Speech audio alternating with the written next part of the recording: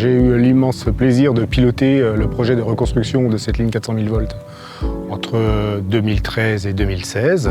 Il existait une autre ligne 400 000 volts, mais d'une moindre capacité.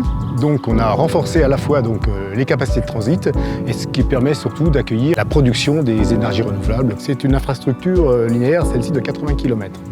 Donc il y a des multitudes d'études qui sont menées pour prendre en compte, intégrer la dimension environnementale. Il y a des mesures en faveur de la biodiversité qui sont mises en œuvre, des mesures en faveur de la protection de l'environnement, des mesures en faveur de la protection de la vie faune, des oiseaux, etc.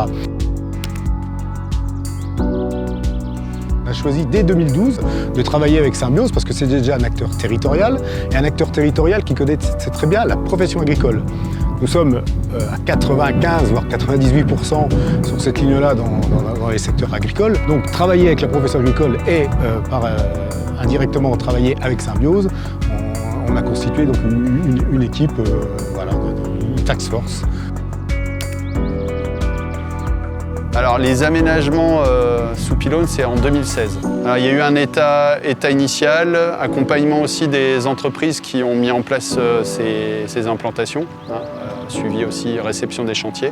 On est environ sur 80 pylônes aménagés, ce qui est déjà pas mal. La majorité des aménagements se trouvent en Champagne-Crayeuse, donc dans les plaines ouvertes qu'on a ici, dans les espaces de grande culture.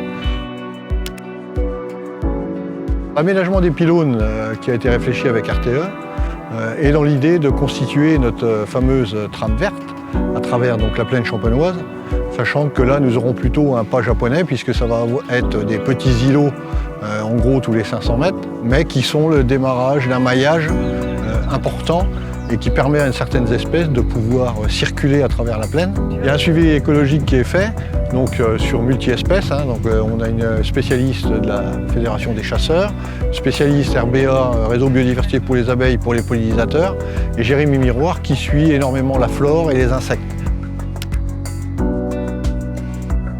On est sur des mélanges qui sont de l'ordre de 5 à 8 espèces herbacées et à peu près 7 essences arbustives.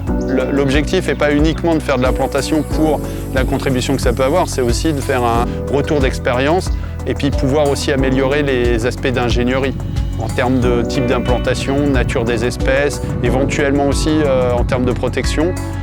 Et puis cette réflexion qui est quand même très importante quand on est dans un espace de grande culture, c'est vraiment essayer de faire en sorte que l'aménagement soit le plus satisfaisant pour les exploitants agricoles qui se trouvent autour. L'idée, c'est que chacun apporte ses compétences et chacun repart toujours avec les résultats de tous les projets. Donc on enrichit au fur et à mesure nos connaissances. L'attente initiale était clairement de créer en fait un ensemble de petits habitats favorables à la faune qui jalonnent en fait les espaces de grande culture. Et donc ce qui était vraiment recherché, c'était l'aspect fonctionnel, c'est-à-dire la contribution de l'aménagement par rapport à la faune et dans une certaine mesure aussi à la flore. On est sur une réussite qui est quasi totale. Globalement, je pense que le fait d'avoir voulu assurer une continuité écologique au travers de cette infrastructure linéaire, quelque chose de très positif.